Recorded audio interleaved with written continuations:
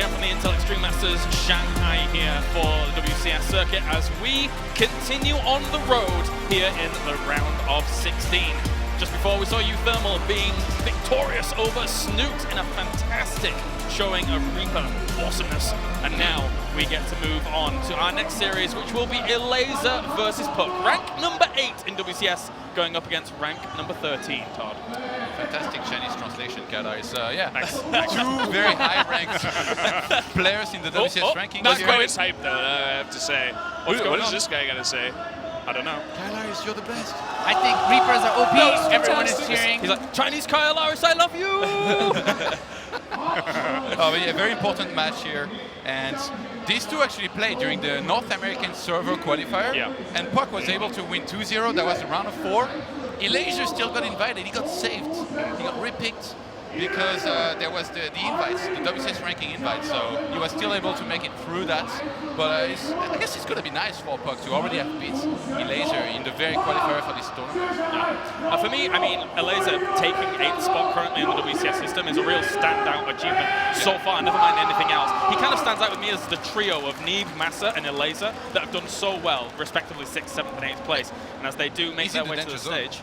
He's in the danger zone in being 8th. Like, there is no way that if he doesn't win any more points now that he makes it to the global final, so he needs to put in some work. Well, I'm glad you mentioned that, Todd, because that's exactly what I was going to get onto. At the same time, you've got puCK standing at rank 13th at the moment, Brendan. So for this game alone, there's actually quite a lot on the line. puCK wants some extra points to push himself up. Elazer, as Todd says, is on the danger zone, Brendan.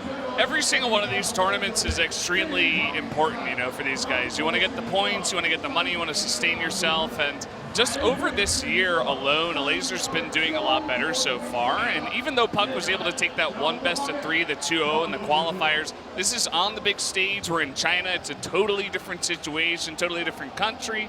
I'm feeling the Elazer hype here a bit. I feel like he's going to take this one going into this. Well, at the same time, I imagine Nathanius is probably on the puCK hype train. Oh, yeah. Oh, yeah. I had a lot of time to talk with puCK. I also got breakfast with him. He's been a longtime friend of mine, and he has always, in my opinion, done very well at these Chinese tournaments. Roddy brought it up earlier this year, the GPL, playing here in this city, if I recall correctly. Yeah. Had a phenomenal performance, only trumped by Harstem, who was actually able to win the whole damn thing. Yeah. puCK's PVZ historically has been his best matchup, as far as I'm aware. It's very good. Yeah. He's had some of my best games I've ever seen of him play in that matchup. And while I do want to give a tip of the hat to Elazer, he's had a great year. Yeah. I don't think he's ready to dethrone puCK here. I think this tournament matters too much for puCK with how few WCS circuit tournaments are left. He needs this victory, and I'm sure he's come more than prepared to take this match. What I took from that was you got breakfast with puCK, so it's getting kind of serious between you guys, basically. Yeah, I had breakfast with puCK, Neeb, all the Americans. On the other of the table, it's like talk good about me at the desk, you know? It feels like Nate has a message for Elazer here, like he kind of in the place of puCK. Like I didn't bring my US flag shirt to tear open here. You don't want to be wearing 2 shirts in this climate. Not in this way. Let's not mess around with that.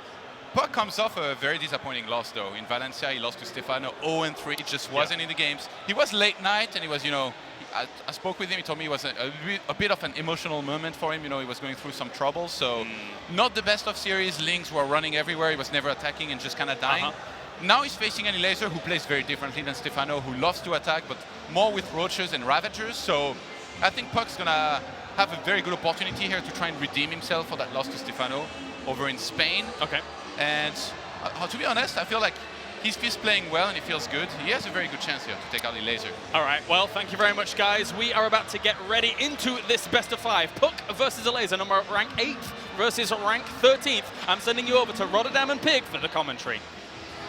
Thank you, Kylaris. And what a match we've got. It's going to be one which could go either way. Everyone has been iffy with their predictions. What are you thinking going into this one, Roddy? I'm leaning towards the European Zerg, but I'll gladly be wrong. I would love to see one of the Americans move on to the quarterfinals, and puCK definitely has something to make up for. Like Johan mentioned, he came off a very, very disappointing DreamHack Valencia. Being eliminated in the round of 32, that may not be the end of the world, but puCK losing 0-3 to Stefano, even though Stefano is pretty damn good at the moment, that's still, we expect more from puCK, and hopefully he can show us more today. Yeah, he's got his work cut out for him, going up against the Polish youngster who started to make a huge name for himself down here in the bottom right-hand side of King Sejong Station. It is Elazer. Yeah, it's definitely good to see this young man traveling around the world as well. It's no longer just nurture when it comes to the Polish Zergs. Of course, they've always been well represented by Mana in the Protoss Polish department, but now we've got Elazer as well. He's gonna go up against this man representing Root Gaming. It's the one and only puCK. And it is kind of a clash of two different players. puCK is a full-time college student. He studies a lot, but he's also a guy who doesn't watch that many other people's games. He doesn't really study the top Korean leagues. He kind of just plays the game he likes to, but he's been talking, I mean, he's a good friend of mine, and we've been talking a bit, and he said he feels like it's starting to hold him back a little bit. He feels like he's too predictable. He kind of just plays the same opening usually in each matchup, and he's getting to that point where he really needs to learn some more builds, but he wasn't fully confident with those new builds coming into this tournament yet, so he's still a lot of the time going to be just kind of playing by feel in these openings. I mean, I think puCK as PvZ has traditionally been always quite good. Obviously, it was better in Heart of the Swarm than it's been in Legacy of the Void, but it's still a matchup that I feel like he has a decent grasp on most of the time. Except when he played against Stefano, he was just too stubborn. It was barely any scouting from puCK, and that's something that's going to have to be very, very different in this series. It's okay to still go with the openings that you feel comfortable with. That is obviously your bread and butter, because it's often better to play something that you're really good at than to play something what is considered to be the best and strongest style on that moment. But if it's something that you don't feel comfortable with, you'll never be able to execute it like the other players are. So we'll see what he does. As long as he scouts actively in the mid game, I think he can turn this into a very, very competitive series at least. Absolutely, Roddy. Interestingly, Elazer here actually did a very greedy opening. He went and took the third base as his natural, and then without building a single pair of Zerglings until now, once his queens are already out, he went and took the third. If puCK had chosen to block that third base, that would have been delayed by a very long time. But Elazer, looking like he's studied up on his opponent, realizes puCK doesn't like to block those hatcheries that much, and getting away with cutting a little bit of a corner already. This is nice though, one of these adepts picking up a drone here in the middle. Should obviously cancel the shade, as puCK, our experienced observer, is not even going to follow the shade. He knew, Pig. He knew, man. puCK, a very experienced Protoss player, and going to be opening up with Glaives. Twilight Council, that adept attack speed upgrade, going to be kicking in very fast. Now, this is one where, historically, puCK has often opened up with like a super fast robo with this as well, but it looks like he's going towards just the more typical, just get right across the map with your shades with like 7, maybe 8 adepts at most, and just hit as fast as possible while taking a third base behind it. But obviously the big question is, what is he going to do after this, right? Is it going to be a robo? Is it going to be double robo? Is it going to be blink and then a robo? Or are we going to see something that Showtime has already shown us in this tournament, and that's the double Stargate follow-up while being on 3 bases. So there are many ways that puCK can go about this. Obviously, Elazer knows this as well. It's important for Elazer that he keeps those Zerglings alive. Don't just sacrifice them, because having 6 or 7 additional Zerglings on the other side of the map does make the defense a little bit easier. Yeah, and with how puCK plays this build, I have seen some Zerg players buy a lot of time by kind of pressuring that third base. It's something where I've talked to Elazer about this as well, and Elazer is one of the best players at keeping those Lings alive and just annoying the Protoss.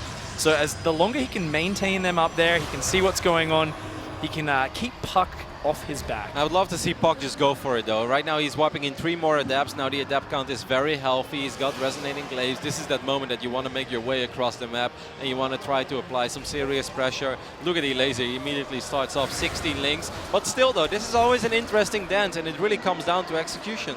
Yeah, interestingly, Elazer's actually skipped, I believe, the Roach Warren and the Baneling Nest this game, just building lots of extra queens and going to be relying on those Zerglings. So he's doing a bare bones defense, and if you can pull this off, it's fantastic for Zerg. But puCK, he's looking for the damage, he's going to start shading around, and if he can get in a nice corner where the queens aren't there, he will be able to massacre the Zerglings. This is awesome for puCK. He cancelled it, the queens went into the wrong direction, and a couple of drones will fall immediately, a little bit of mining time lost.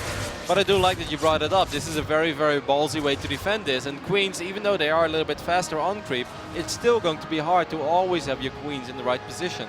So far, Elazer is doing a decent job, though. Yeah, good defense so far. We are going to be seeing the sentries starting up and Blink going down behind this with puCK. So this is quite an aggressive follow-up. It's not an all-in by any means, but it's where the Protoss wants to be dictating the pace of the game. puCK wants to be over on Elazer's side of the map. He wants to be cancelling 4th bases, making it uncomfortable. And Elazer here, he's just got that one goal in sight. The Hydra Den is going down. He's going to go directly for Lurkers, almost certainly. And once he gets those Lurkers out, that's when it swaps into the Zerg's favor. That's when Zerg wants to be putting the pressure back onto the Protoss. It's cool to see the difference, though, between puCK and Neep. Neep is often so aggressive with his adapts and definitely doesn't mind risking risking and losing a couple of them, as long as he gets in there, gets behind enemy lines, try to pick off as many drones as possible, and if he feels he can do more, he will reinforce with more and more adepts. While puCK was playing much more conservative, you know, just trying to keep every unit alive. I kind of prefer the style of Neep, you know, just trying to get in there, trying to do some damage, because Elazer, without roaches and without a Baneling Nest, you know, there should be an opening for adepts. Absolutely, Roddy. I got to agree with you there. I mean, Neeb was so good yesterday, just getting so much value out of those. And Elazer here being nice and annoying with these Zerglings. If he can take those rocks down, it makes things much more uncomfortable for puCK. But puCK now, I believe, with his second Immortal out, with his 5 extra gateways finishing up. He's going to go for it. Yeah, he's gonna push really hard. The thing is, that Lurker Den, it all comes down to, if there's a few Lurkers out, like, puCK will not be able to push into this. So this is a very narrow timing, and I think it's already beginning to close. Yep, even 2 or 3 Lurkers can already be enough to shut down any sort of Sentry, Blinkstalker, and low Immortal count push. I mean, this is something that I spoke with Lilbao about as well. And Lilbao said, like, well, you know, obviously I still know how to do Sentry, Blinkstalker. He's like, but the moment there are 2 or 3 Lurkers out, he's like, it's just not going to work anymore. Of course, worth mentioning here, if you just tune in, you're like, how on earth does he get Lurkers that fast? They skip, and a lot of Zerg players, including Elazer, they skip muscular augments just to get that Lurker Den as quickly as possible. Yeah. And then obviously you can get Hydra speed afterwards. And this all plays off the openings. Elazer cutting the corner early without the Rotron, without the Baneling Nest, doing a real bare bones defense and getting away with it. It's allowed everything to be so streamlined. Now we've got 4 Lurkers finishing up. They're going to be ready for this push. And if puCK can't find any damage and Elazer defends the 4th base, that's where things are really awkward, because this composition does not get any better for puCK, not for a long time. These Stalkers lose value the longer the game goes. The only thing that puCK can hope for here is maybe with a couple of good force fields, shave off some units, and in the best case scenario, pick off 1 head tree, but then he's got to go back, get a second robotics facility and a Robo Bay, because he's going to need to get disruptors eventually, because with Lurkers already out, I mean, look at these Stalkers. They didn't even fight and lost half their HP. It's unfair, Pig. Yeah, invisible units that do AoE, something which Zerg players were dreaming of for a long time. And nice snipe on a Lurker, loses a couple Stalkers for it, but that's a decent trade. Absolutely. We got a Zergling counterattack on the other side of the map. There are a couple of adepts left behind in the 3rd base as well. Oh, he's got to use more photon cannon though. That's the Zergling's going to break into the main, the 3rd base getting ravaged at the same time. Only a couple of adepts there. Okay, nice warp in there, did secure that, pulled the probes away. Good handling by puCK so far, but you know, if Elazer finds any damage, then that's great. Those are just Zerglings, they're not that valuable. Absolutely, very well done. Well, I won't say very well done by puCK, but then I saw a few more Lings still alive in the main base, finally going to town on this worker line. Getting 8 probes in total, but that was quite a few Zerglings. These were not like 12 or 14 Lings. He sacrificed a good 40 Lings or so. What's really important here, though, is puCK is maintaining this frontal position. That is very important. If he gets pushed back, immediately Elazer unburrows his Lurkers and pushes. And there's no way for puCK to engage in a frontal fight. He needs to maintain that pressure on the map while defending the counterattacks. If he doesn't buy time, he's not going to have disruptors out. He's only starting disruptor production now, and we can see Elazer's already hungry to force those fights. He wants to get out there, and he wants to force puCK to engage. It's still going to take a while, though, before Elazer can truly knock on the front door of puCK. I do absolutely agree with you. But this is a nice engagement. Yeah, puCK has to retreat. Even though he's doing really good so far, he picked up a couple of these Lurkers, but he's got to go back. Maybe knock down those rocks, buy some time. All the sentries are gone, and Immortal dropped as well as a few Blinkstalkers. There are disruptors out. Yeah, 1. And the second one's on the way, and we do have double robo production. So even though this is dicey for puCK, it's absolutely not over yet, but he's got to be careful here. There. It's not in range just yet. He's going to focus down these Lurkers, but he's taking so much damage. Is this going to work out okay? The Adepts on the right-hand side actually doing a really good job against the Hydras, but so many Stalkers falling on the left. Yeah, that definitely did hurt. Guardian Shield helped out a little bit. If he had like 6 or 7 more Adepts there, he would have been able to clean it up very, very quickly.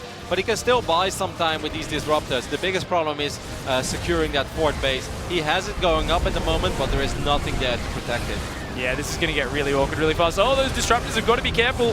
Going to take a very nice shot. Do kill one of the Lurkers, but the other one just barely survived. And, you know, this is getting really dicey. Elazer's just going to keep on reinforcing this. He has almost unlimited Hydra Lurkerling right now. There we go, another big disruptor value shot that puCK's working with. So little 3 Stalkers and 6 Adepts. These Disruptors, they need to cool down, but even a Contaminate on the Robo is slowing down the Disruptor, and Elazer's just going to relentlessly push in here. I think there's just too much Zerg. I love the relentless aggression here. He didn't hesitate once. He's like, hey, I just got a couple of very good fights. You may have a few Disruptors, but that's all you're going to have. And Elazer has taken control of the natural puCK, and that's obviously a very, very, very bad sign for the North American Protoss player. Sick play by Elazer there. Did not second guess himself once, just went for it. Yeah, this was really well played right from the get-go. you know, he gave himself room to get these lurkers out really quickly. He never gave puCK that area to do the damage. puCK never got tempo going, and as a result, Elazer was just too crisp with all of his timings, and yeah, the double robo's been shut down. There's only 3 disruptors left. They're going to keep on fighting. puCK's a player who has made amazing comebacks in the past, so he's not going to leave until he's forced out, but, you know, things definitely aren't going his way here. No, but Army Split's actually kind of close. Obviously, I prefer the position of Elazer quite a bit, but it's 67 against 58. That's very playable, and the biggest problem for Elazer here is that he never scouted that fourth base. Oh my god! He never scouted the fourth base. He doesn't know. He's got control of the Zelnaga Watchtower, but he does not know about this base. Oh man, that's actually really big right now. Yeah. I mean, Elazer does have a nice economy at 71 drones. He can keep making these lurkers and hydras. I think the biggest thing is that he did kill both robos, so only now is puCK restarting. He's going up to 3 robos, trying to add some immortals, and he's stuck on a lot of adepts. Now these adepts are going to wreck Zerglings, they're going to wreck hydras. They're not great versus the immortals. puCK taking the right assimilator actually gives away that he has this base because Elazer has vision of that right gas. So now Elazer knows. Elazer had all the time in the world, by the way, to send like 20 Zerglings there, shut it down, and then this game would have actually been over if puCK lost 20 probes in that process as well. But now there's still a little bit of hope for puCK. Even though things not going his way, it's not over yet. Nice split up by puCK, sending some adepts on the south side. They might be able to pull some defense home, but Elazer just walks right across the map without it being spotted, and he's in the base on top of the production of puCK. Oh, a lurker behind the mineral line at the same time. Fantastic multi-prong from Elazer, abusing these ledges. And I mean, puCK can't afford to lose all this tech. His army's way out of position. He realizes that it's almost helpless to go and engage that. He has to try and base trade or something. He's trying to clear that lurker up above the mineral line, but things are falling apart very quickly. Meanwhile, Elazer, yes, he's losing a few drones to the adepts at home, but I think he's managed to get a handle on that. And with 4 bases, 5 bases mining, Elazer's looking very healthy. Yeah, absolutely. I don't think that puCK should have been moving out. He should have probably just tried to stabilize, get a few more robotic facility units out. Does get a very juicy hit there, but he has lost his production again at home. These adepts will trade well against Hydra, but the Queens are helping out tremendously here for Elazer. Yeah, Elazer just looking very commanding throughout the game, not really giving puCK the room to do what he wanted to. You know, puCK's just going to fall back here and slowly lose these last few ever so important tech units. Oh my god. These hits, I mean, this is something that puCK can definitely work with in the remaining of this series. Even though it is GG, Elazer takes a 1-0 lead, but it's safe to say that if puCK can find himself in a position where, Elazer knows as well, he ate a couple of very big shots there. Like, I think if puCK can find himself in a position where the disruptor count goes up to 4 or 5, I think Elazer has got his work cut out for him because he doesn't seem to be a star against those disruptors. Absolutely, and I mean, I really do feel Elazer was cutting corners there with that early defense. Something you'll notice if you watch someone like Petit Drogo, you know, maybe Drogo doesn't necessarily have the same reputation. Maybe Neeb is a good example. Neeb's this guy who will always hit with those adepts so damn fast. You'll notice that puCK is usually about 10 to 15 seconds late. He's just a little bit slower with the timing there, just the way he chooses to do the build. And he's, like you said, he's just a little bit less aggressive with those adepts. He doesn't find those openings. And Elazer got away with defending with just a pack of Zerglings, a few extra Queens, really cutting corners, and it went so fast Lair, so fast Hydra Den, so fast for the Lurker Den. There is a good chance that if Neeb was in a position there, that when he realizes what he's up against, and it's just Zerglings and a couple of Queens, that you see 6 more adepts make their way across the map. And obviously 7 adepts cannot take out, you know, they cannot just dig super deep behind enemy lines and fight Queens and Zerglings and all that stuff. But if a few more adepts show up, then it's a completely different ball game. But puCK decided to play it safe. Did put up a pretty good fight though, but in the end it's Elazer that takes a 1-0 lead in this series. Yeah, you know, it's an interesting dynamic when you think about adepts versus Zerglings, and what we saw with Neeb was the ability to maintain pressure in adept versus Zerg seems to be very powerful, and especially the fact that Zerg doesn't have a lot of lava to work with. So we saw this time, like, Elazer shut it down very quickly, went back to droning, and then he was comfortable. And that's what Zerg wants to do. But even if you just force them to keep building Zerglings, you don't really need to kill drones. It just wrecks their ability to produce things that aren't these basic unit that don't scale well at all. And do got to give Elazer a massive compliment as well for going straight up to that Lurker Den and trying to get Lurkers out as quickly as possible instead of getting muscular augments on the Hydra list first and then going for the Lurker Den, which obviously delays your Lurkers by quite a bit, because it would have been a lot harder to defend against that War Prism, the Sentries, the Blink Stalkers with just Hydras and Zerglings. It's doable, of course, but it becomes pretty tricky. If you have a couple Lurkers to fall back on, your life becomes a lot more pleasant as a Zerg player. And those Blink Stalkers, they're suddenly not all that intimidating anymore. Oh, yeah. Second map is a very cool one, Pick. I just saw we are loaded into Dasan Station. I like it. This map's going to be interesting. You know, a lot of people are saying, oh, this race is massively favored, or that race is massively favored in this matchup, but so far I have seen a few of those assumptions kind of go out the window in terms of the very small sample of games that I've seen. It's just a crazy map. You know, you're really close to each other. There's like a gold base you can take that's like literally a stone's throw from your opponent's main base. It's so close. And in ZvP, that makes things very uncomfortable for Zerg in terms of defending and playing a standard macro game. But likewise, there are these very scary attacks that Zerg can quickly throw across the map into the Protoss. We could theory craft about this map for days because there are so many crazy, bizarre scenarios that are completely possible. You know, puCK could do something very wild. puCK can take the gold. He can also just take the regular expand. He can also open one base Stargate and then try to get the Oracle count going. At the same time, Elazer could go for Overlord drop play with Queens and Zerglings, stuff like that we haven't seen in a while, but it is all very possible. This is a cool map and it should be a very, very fun game too for us and for the people at home. For the person who's on the losing side of things on Dasan, it's often not that fun. Alright. These players going into game now, both looking very focused. Of course, the Polish Zerg already taking a quick 1-0 lead. Wants to keep things going here. Spawning here on the top left-hand side of Dasan Station, it is Elazer. Looked good, but also I think you could see at his face that he kind of felt like he dodged a bullet or two there on King Sejong Station, as that got a little closer than perhaps it should have been. Over here in the right bottom side, we're looking at the man who had a phenomenal run just a couple months ago in this very city. It is puCK. Back then he was representing North Dakota University, State University, I believe. He was repping one of the jerseys of his college. This time he's representing Root Gaming once again. OSC Root, as the name is now, with their new title sponsor, of course. But yeah, I mean, this is going to be really odd. Like, I haven't actually watched a single PvZ in a competitive tournament on this map yet, so this has got to be puCK's pick, right? I think King Sejong would definitely be like Elazer's map choice, and that's a really good one for ZvP once you hit the mid game. So I think puCK's definitely going to have a plan here, and already we see him walling off at the back. Actually, interesting, not walling off the front ramp at all. This is actually pretty weird. Like, I don't really understand what he's going to do in the front end, unless he's just not worried about a couple Zerglings making their way into the main base. But if I am Elazer and I look at this, I'll be like, cool, maybe like gateway number 2 and 3 are going to be at the front, or the Twilight console and then something else. But if I scout this, I just make a couple Zerglings and send them straight. I guess he can make maybe a Twilight console there as a wall-up. Yeah, maybe a Stargate as well, something like that.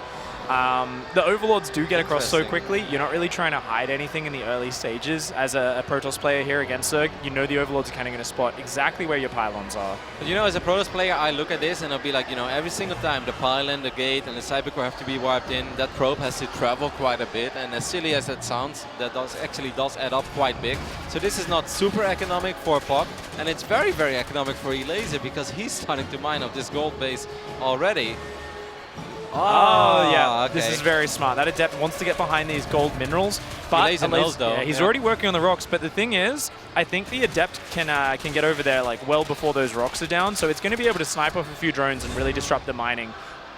Yeah, there's going to be a Queen there as well. It's going to be annoying for Elazer, but at the end of the day, if you take a look at the income, at this moment, Elazer is really outmining puCK, and it's probably going to stay like this for a little while. I do like it, though. It's a very cute move there by puCK, who does pick up 2 drones almost immediately.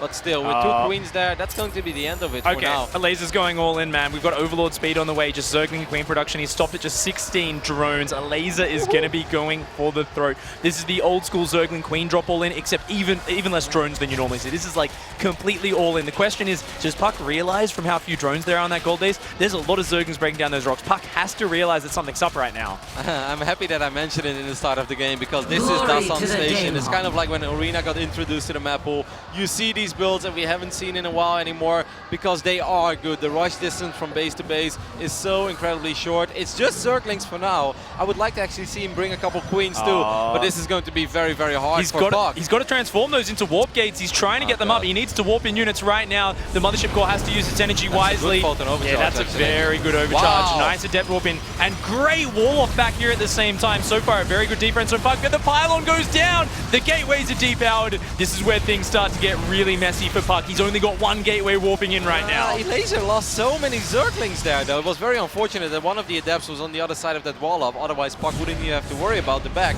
But that was not very smart by Elazer. It was a great moment to drop Photon Overcharge, but Elazer should have never dropped the Lings one by one in range of a pylon with Photon Overcharge. And that Adept on the back wall is doing great work. Meanwhile, pulling probes into the fight is puCK. That's a smart move. He's still got a huge worker advantage right now. He can afford to lose about 10 workers and still be way ahead. He's in a good position right now, but the Queen's starting to rack up those kills. 11 worker kills. The pylon wall going up at the back, still only warping in a single Adept at the time. Right now, puCK is broke, but he's still up 2 workers. He's just got to stabilize. He's still continuing to build probes, and Glaves is about to kick in. The Adept attack speed is about to finish. Yep, I mean, Elazer is not mining at all from his gold base because there is still one Adept there that's shutting it down. Oh, wow. Extremely well done there by puCK, making sure that even though he's losing all these probes at home, he's actually fine because his opponent is not mining anything of this gold base. And I really think that the American Protoss has done it slowly but steady. Yep. He should be able to recover from this position. He's still up 5 workers. He seems to be quite safe at both fronts now. Awesome job by puCK, but I do feel that Elazer made a very, very big mistake dropping those Lings one by one in range of Photon Overcharge. Yeah, and this looks desperate from Elazer. No drones in production, still not mining on that gold base. And oh, wow, Oki does transfuse that Overlord, but the Queen already drops, and Elazer has to call it. puCK equalizes it up 1-1. Awesome job by puCK, but I definitely think that Elazer can look back at this game and be like, okay, I should never done that. If he unloads 16 Zerglings in the main base and then those Lings run towards the pylon and they surround it, that is okay. But the moment you unload units one by one, they die one by one. And you almost have no DPS whatsoever. Elazer realized that this is what was happening at a certain point, but that was not before. He already ended up losing 7, 8, 9 Zerglings that could have very well made the difference. Like, imagine if those Lings would have been unloaded, run towards the back entrance and start working on the Adept, you know, that was shooting away safely behind the pylon and the gate. Could have been a different game. Still entertaining though for us. Yeah, I mean, Pylon Cannon is a finite resource. Got to play around that a little bit. Can't just headbutt into it. But, you know, it makes sense choosing a build like this on Dasan Station. I like the choice from Elazer, but that single Adept pressure from puCK and just into, like, quite a standard game plan otherwise, saying, you know what, you're the one who has to do something weird on this map. I'm way more comfortable. I really like that defense from puCK, and that's going to be a good confidence booster, you know? And what I love the most is even when he was under so much pressure, you know, Zerglings at the front, Zerglings at the back, and Zerglings in Overlords and Queens in Overlords as well, he still had that one hero Adept shutting down that gold mineral base. I mean, that's awesome. A lot of players could panic there. Some people press F2, that, you know, that Adept is brought back, then suddenly the drones from the main base are being transferred toward the gold. And then even though Elazer is down 4 or 5 workers, he's technically still mining the same, if not more than puCK.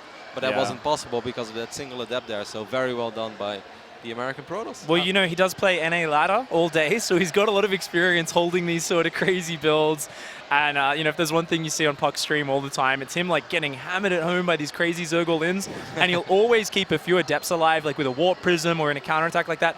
And he will just keep them alive and keep the Zerg focusing on home while managing his defense. And that's one of puCK's talents, you know, in the chaos and the multitasking. That's where he thrives. A few months ago, he was saying, yeah, you know, I don't have, like, that many builds, but I think I'm the best mechanical player in the foreign scene right now. He's like, he was saying that. And I know he doesn't necessarily feel the same way right now, but he still feels that his mechanics are strong. If he can just get to the mid-game, then he's going to be a strong player. What also could perhaps help is that puCK seems to be very relaxed so far in this tournament. He really enjoys his time in China. He was tweeting about it, how much he enjoys being here, and that can definitely help, man. Like, whenever you travel to a tournament, you want to feel as nice and relaxed as possible. Of course, the moment it's showtime, you got to go for it, but still, it's nice to just enjoy yourself outside of the competition as well.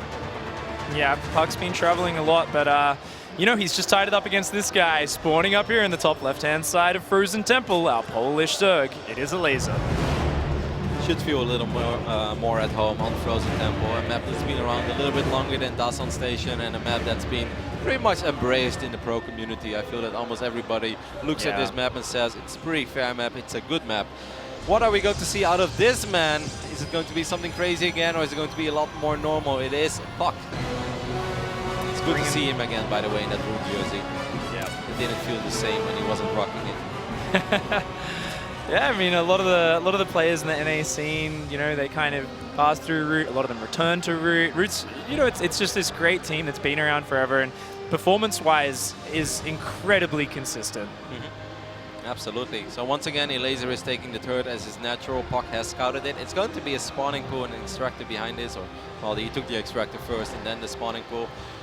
So far, the way that puCK is opening is very similar to what we always see from Showtime. You know, pylon and gate on the low ground, followed up with the Nexus. It's a little safer against certain cheesy openings. Yeah, it's such a such a balanced opening. You can see Protoss players open this against Terran as well. It's interesting. And the gateway on the low ground? Oh yeah, of course. Yeah, that's gonna do really well, man. That's when the Cyclone shows up, man, and you just hit, you get very, very sad. Yeah. All right. Well, it's going to be interesting. Looks like puCK pulled his probe home, I believe, this time.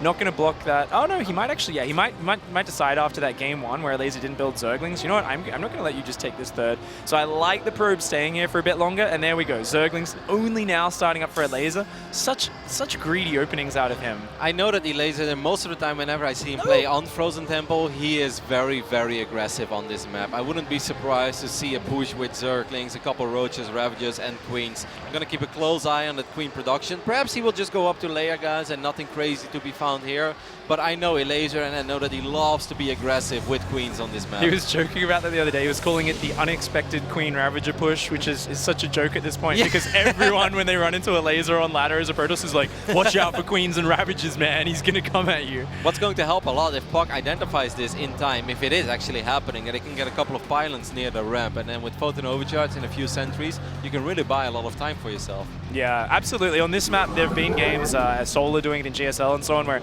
he just got shut down. It looks so silly if the Protoss recognizes it and is ready. But if they're not, ready to hold that choke point, things can get kind of awkward. A bit of miss micro on that Adept. And two probes went down to a Zergling at home. Wow. Oh, very nice Zergling run. But this is something which Zerg players are doing more and more. You'll see almost every game in Korea, the Zerg players hide the Zergling at the third base, and then right at 2 minutes 40, the Adept pops, and as it leaves, the Zerglings run into that natural and start to be annoying. A really cool kind of just knowledge of timing, which the top-level Zergs are starting to use. And it wasn't just the 2 probes that he picked off, it's of course as well that puCK is distracted dealing with these Zerglings, and that's why this Adept was actually shooting at the spawning pool, I believe it was, or the extractor. Either way, it didn't do anything. Great little opening for Elazer there. We do see that Roach Warren go down, but it's a lot of drones on the production tab so far as well. Very nice pickups here from Elazer, and yeah, going to be going the Roach Warren. It's such a fast rush distance on this map. Like you don't want to be too crazy. And look at the creep tumors as well. He's already spreading them forward.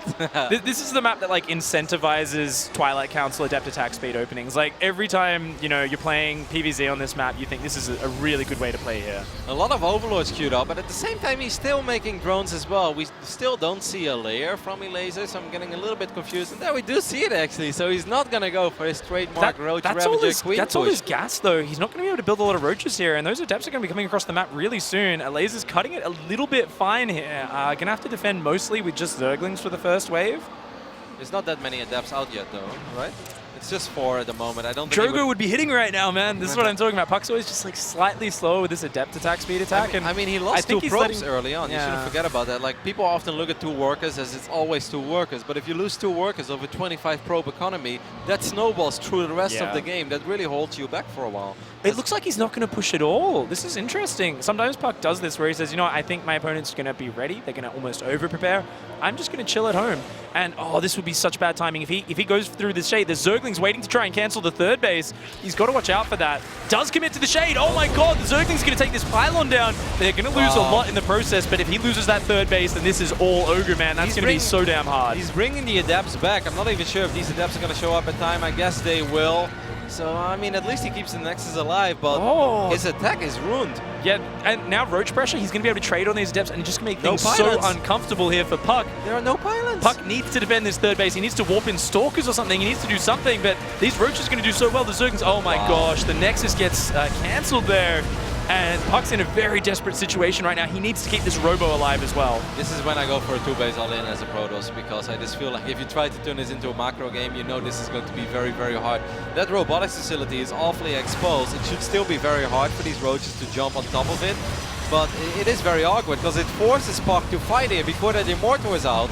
Yeah, I mean, this is not an all-in from Elazer. Remember, this is not that huge a commitment, but he's just taking a fantastic trade, delaying the third infinitely, and he's got a 60 drone economy behind it. Now he's swapping back into Roach production. His Hydra Den's almost finished. This is a fantastic position for Elazer, and I mean, with no sentries on the way for puCK, no third base down, there is no good option for him. He's just going to need to dig deep and make something magical happen.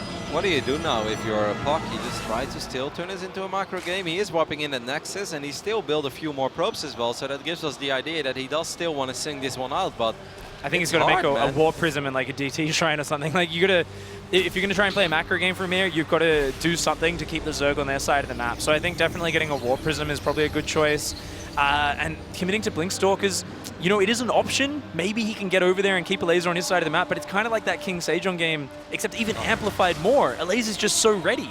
Wow, Elazer has Roaches in the right position there as well to shut down these adepts almost immediately.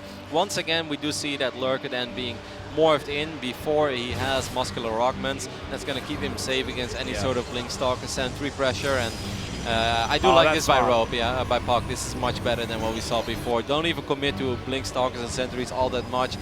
You were talking about this at Valencia, right? You know, you were saying you're talking to Showtime about this idea of like, if you're behind, you're not really going to come back with like an immortal charge lot transition from here, because, you know, the Lurkers are going to be able to dictate where the fight happens. You need to have that good angle. But Disruptors, if there's any comeback unit in Legacy of the Void, man, it's the balls of death. It's Disruptors. Absolutely. I would love to see a second robotics facility as well, because Disruptors, even though they are extremely powerful units, they're actually not all that expensive, and you don't even need a massive economy to pump out 2 Disruptors at a time.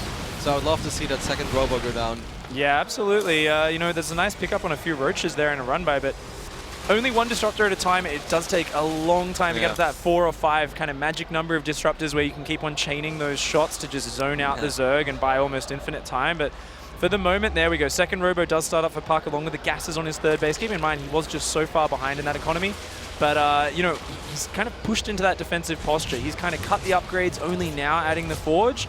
And he's really just got to play this defensive game and try to drag things out. Like, this makes sense as well, because he knows that he's playing against the Elazer that doesn't actually have muscular augment, so he doesn't have to worry about some massive Hydra Ling attack with a couple of Ravages, because who's going to attack with slow Hydras? Like, nobody, you know? They are very, very slow, especially off creep, so this makes a lot of sense. puCK realizing that he can still get up to Disruptors. And what I'm very curious about now is what is Elazer going to do? Is Elazer just going to try to run in his Zerg army with those Lurkers as soon as the upgrades kick in? Is he going to try to end the game? Or will we see a transition from Elazer as well? Maybe a proxy Spire somewhere and a big Muda switch? I'm very curious to see how Elazer is going to play this one out. He's at kind of an insane drone count right now, 79 drones, so Elazer can definitely afford to trade kind of poorly. As long as he keeps denying puCK's 4th base, he can drag this out and use that multi-prong. So I think, look at this, Elazer's kind of posturing on the south. If he can pull puCK home, then this army will push down on the right, and he can kind of push one way and the other. But he can't let one half of his army get trapped by puCK. That's where things could go wrong for him. Yeah, I do like this. Good, actually, excellent scouting here by puCK. He will identify this attack. But still, it's going to be very, very hard for puCK to split up his units in the right way. Maybe he's going to try to jump on these Roaches before the Lurkers and the Hydra survive. But Elazer's on point. He's just going to run out of there, just buying time. You know, picking up a few Roaches looks nice. But look at this. On the right-hand side, good Disruptor shot so far. But if he can't afford to lose any Disruptors, those Zerglings with fantastic focus fire. Wow, big shots going down. But he's got to pull that army back. Those Roaches just buying so much time. And one Robo exposed. The other Robo also quite exposed. puCK looking to be in a very dicey situation right now. I love the use of Contaminate there. One of these Disruptors does get picked off. The moment Hydras and Lurkers are between your bases, that's when you know things are going to get very, very rough for you as a Protoss player. Both Robos fall. No more Disruptor production. He's trying to rebuild them. He has to pounce on this army and shut it down. But Elazer's already in here. The Roach is coming back into the left-hand side at the same time. So far, a pretty decent army-to-army trade for puCK, but he's taking damage at the same time. Very good force field to lock those Hydras out. He's got to defend this third base.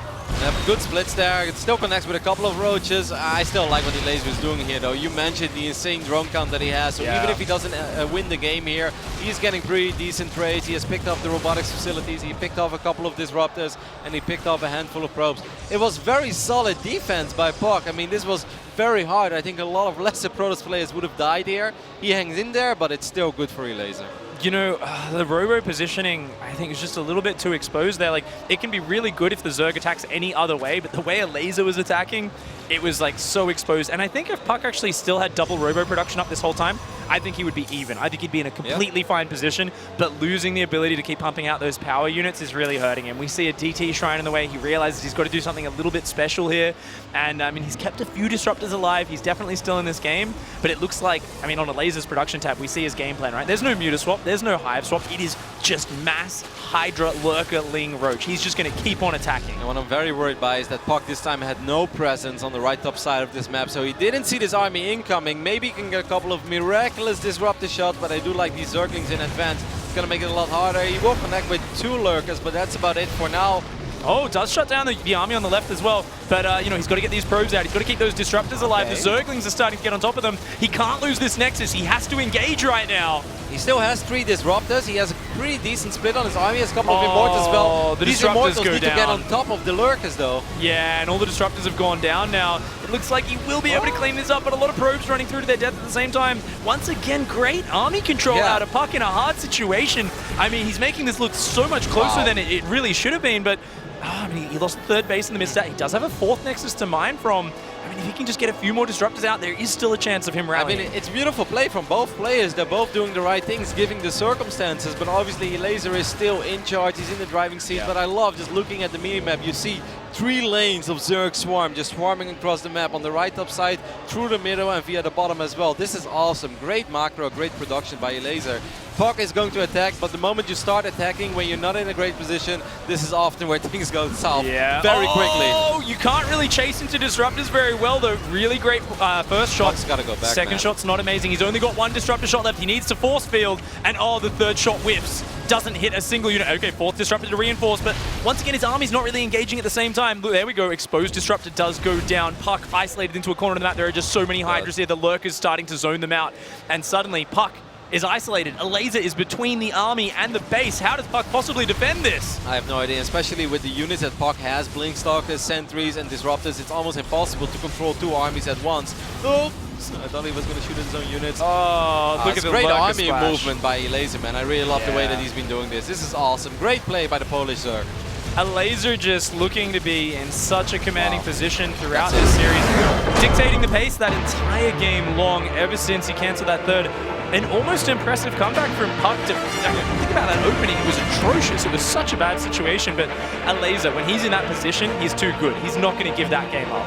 That was awesome. I mean, I really enjoyed that game. There was so much happening, and I really felt at a certain point that puCK was incredibly close to stabilizing.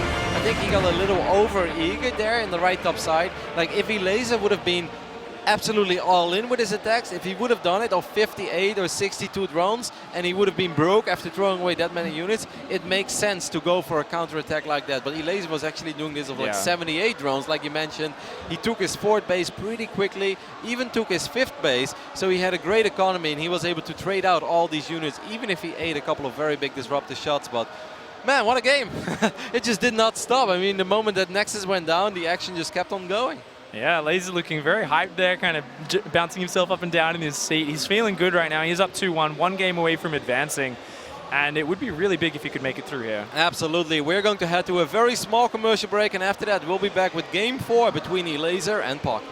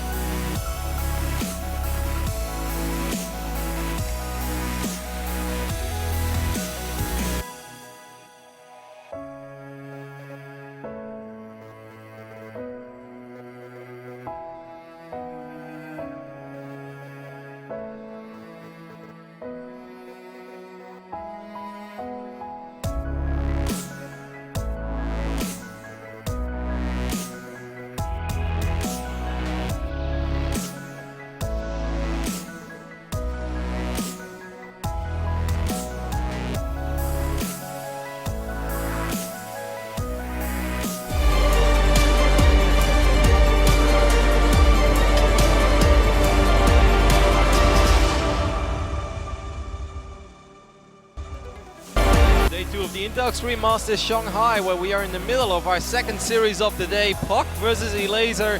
Elazer is ahead. He's up 2-1, so he has 2 match points to close it out and advance to the quarterfinals. But puCK, we were discussing the series in the break as well.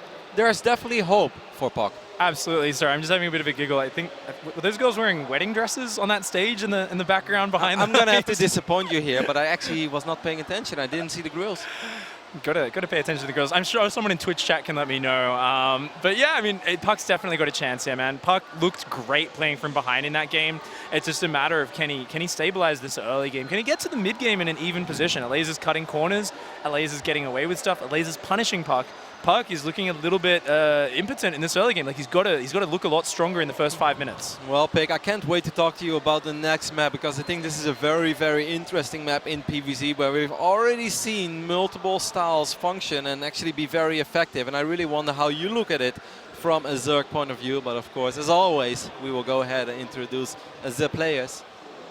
Otherwise, the production gets very nervous.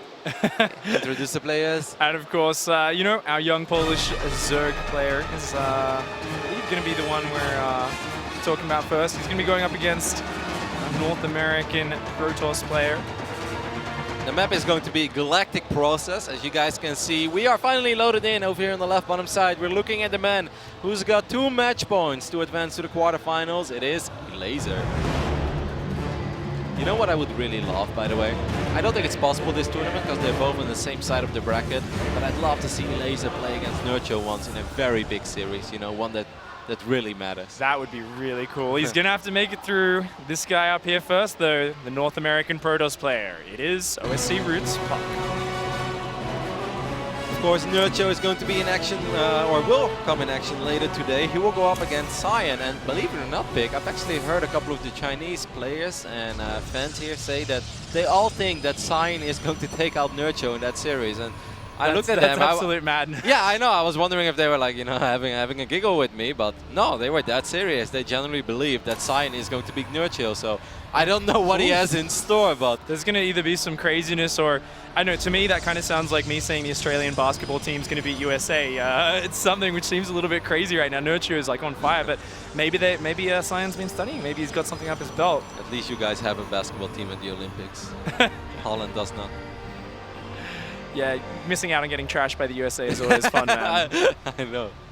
All right, so what I do find it interesting here is that puCK dropped his first pylon and the gateway on the high ground. I was wondering how he was going to open, because during DreamHack Valencia, the WCS event we just had the other week, most Protoss players dropped their first pylon and gateway either here, where the Overlord currently is, or where the probe is there, and then eventually wall off on the side too before there were rocks there. But I was looking at it and I could not believe that not a single Zerg decided to go for a good old no regret style and just make nothing but Zerglings, because I felt it's absolutely impossible to cover both mineral lines, the wall off, you know, basically everything. There were way too many things to cover when you have like 1 or 2 adepts and a photon overcharge, but it's good to see that puCK is playing a lot safer. Yeah, and of course, I mean, since Valencia, we did see those back rocks being put back on the map, but they are far away. They're hard to defend, so I think Elazer is one of the guys who's going to send Zerglings down there and almost certainly break those down at some point in this game. Now this is a map that's relatively large, so it could be a lot harder for Elazer to play in a similar way as he was doing on King Sejong and Frozen Temple. If he wants to go for the exact same style, it's all going to arrive a little bit later, which could potentially mean that puCK will have access to a few disruptors just a little bit quicker.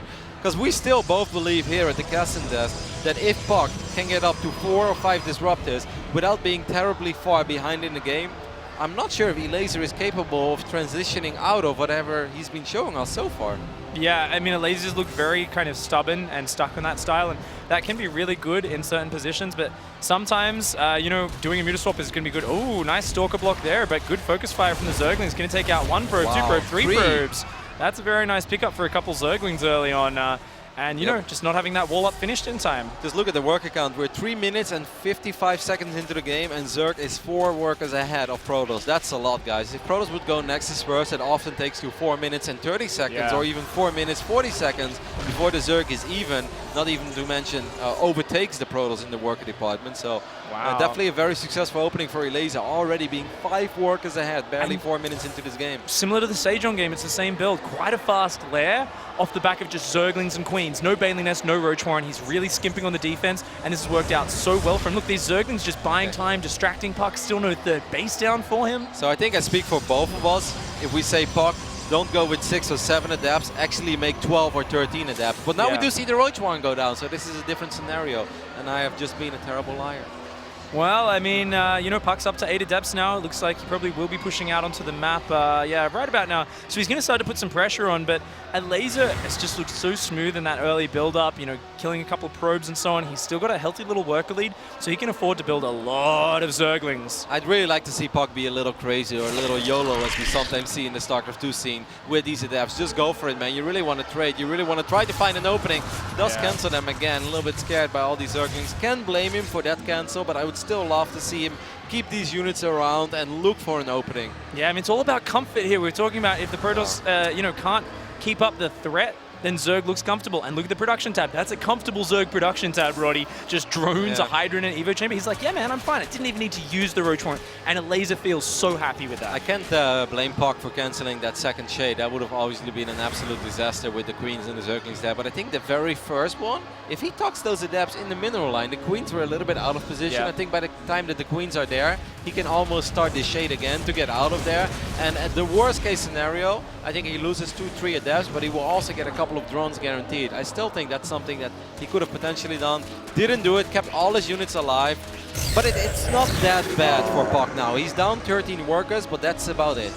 Yeah, and this is something though, like definitely Elazer's cutting corners. Look, he's just got a small number of Zerglings out. That's all, like 30 Zerglings, and he's just breaking down the rocks on both sides. He's threatening with so few units and just a great economy. He's rushing up to Lurkaden already. This is such good usage of such a small number of units by Elazer. I would love to see that second robo. The sooner the better for puck. I'd love to see the robotics bay, because the units that he's currently working with, they're obviously fine and it's strong defensively, but if that lurker count grows, you need a different answer as a Protoss. There we do see that robo bay. I would love to see the second robotics facility as well as quick as possible. This is cool, man. Once again, Galactic Process is a much larger map than Frozen Temple. So for Elazer to do the exact same thing, he's going to have to play very, very well. Yeah, at the same time, there kind of are more angles for drops for multi-prong, especially once those rocks go down. So Protoss does end up stretched a little bit thinner, but at the same time, Zerg's attacking into more chokes, into more ramps, and so on. So if puck can split his units effectively, then he will be able to kind of shut down the aggression quite well. And we were both quite impressed with the way that puck was splitting up the very few units he had on Frozen Temple. I mean, once again, a lesser Protoss would have absolutely just died there almost immediately, but puck did a phenomenal job working with what he had left. Unfortunately, it wasn't enough in the long run, but we'll see, man. Other than that, this is shaping up in the exact same way as Game 1 and Game 3, and I'm very curious to see how it plays out here. Yeah, lurkers are starting to morph, man. You know, we're getting up to that mid-game stage, and this time puck he didn't lose his third base. He didn't take massive damage. Yeah, he was slightly behind in the early game, but Disruptor production starting up. The second robo's on the way, and we don't really have a scary lurker count just yet, so puck's still got a little bit of time. You mentioned one thing that we didn't actually see yet, other than on Dazon Station, but that was, of course, a completely different scenario. Drops. Whenever you watch Nurcho play late game, you often see the lurker drops with a couple of Hydralisks, a couple of Zerglings. I think it's devastating, and I think it's very, very hard to defend against as a Protoss player. Now, puck, once again, does have great multitasking, but it's still hard. Here we go. Lurker's pushing up here. That is a full wall off. Disruptor shots cannot go down there until the pylon goes down. And, you know, puck's struggling to react here. Zergling's still threatening that top left-hand side base. He's going to have to rotate his army down here, but losing these gateways does definitely hurt. Does kind of hit into his production a little bit. And very nice split there from puck at depth, blocking the Zerglings. And here we go. He's going to push in. Oh, it does take some nasty lurker splash here. Robo's unpowered. Oh my god, look at the Robo unpowered with the Disruptor, 99% done. Now that second robotics facility is suddenly awfully exposed. One Disruptor pops, but it's taking a lot of damage immediately. Yeah. Not like this, Big. Wow. Not like this. Elazer senses weakness, man. He's just too decisive. He's getting right on top of there. That Robo at 99%. And, oh, man, these Disruptor shots going out in such a desperate scenario. You know, puck needed to defend that ramp. He needed to stop this attack getting in here, but now it's too little too late, and he's losing everything. His natural's going down, his third. He's losing all the probes here. And puck here just not quite as crisp with his builds. Elazer playing against the player fantastically, getting off such a smooth opening and really thriving in this lurker stage. That's a 3-1 victory to Elazer. Wow, great final game there by Elazer. Once again, just relentless with his aggression. The very first attack, he just shoves his units in You see a lot of Zerg players be rather hesitant, being very afraid to run into Protoss army, worried about force fields, worried about photon overcharge. Well, apparently not this man. But I mean, I look back at that game and I was like, that was a full wall-off, so like you said, disruptor shots can actually not go through. Yeah. I really wonder what would have happened if that wasn't a full wall-off. Then the first disruptor can already apply some more pressure. Now puCK had to wait until they lost a couple of his buildings. You know, I think what we saw there was a Zerg clinic on how you want ZvP to look. You want every time the Protoss comes to your side of the map, you want to slap it down, you want to force them to retreat, and Elazer did that every time. He even went into Blink, I'm pretty sure, he had a good stalker count in that last game. That style is meant to push over to the Zerg side of the map. You're not meant to kill anything necessarily, but you're meant to make him uncomfortable. Elazer's got like creep going everywhere across the map, and I feel like he was just in control from pretty much the start of the series to the finish. That's definitely hard to be super aggressive with Blink Stalks though when your opponent skips muscular augments and goes straight into the lurkers. Like I just kind of think it makes it very hard for that Protoss style to be too effective. Because you also don't want to make too many of those gateway units, and because then you're stuck on it. It was a fun series though. Yeah, that's true. Yeah. I got to agree with you there. I mean, definitely puCK played well from behind though. We saw it even in Sejong. He kind of bought so much time, and his disruptors were so late. We saw on Frozen Temple, you know, almost bring it back from a horrendous opening. But I think it comes back to what puCK was saying before, you know, the tournament. He was saying, I need to expand my openings. I need to get crisper with those. And he's kind of getting, I do think he's on the rise. I think at Montreal, we're going to see a kind of revived puCK with some fresh build orders, some crisp openings. Unfortunately for puCK, he could not repeat the performance he had last time in Shanghai. But great news for Elazer as he's advancing to the quarterfinals where Utermo will be waiting for him. We're going to head to a very small break, and after that, we'll hear a couple words from Elazer himself.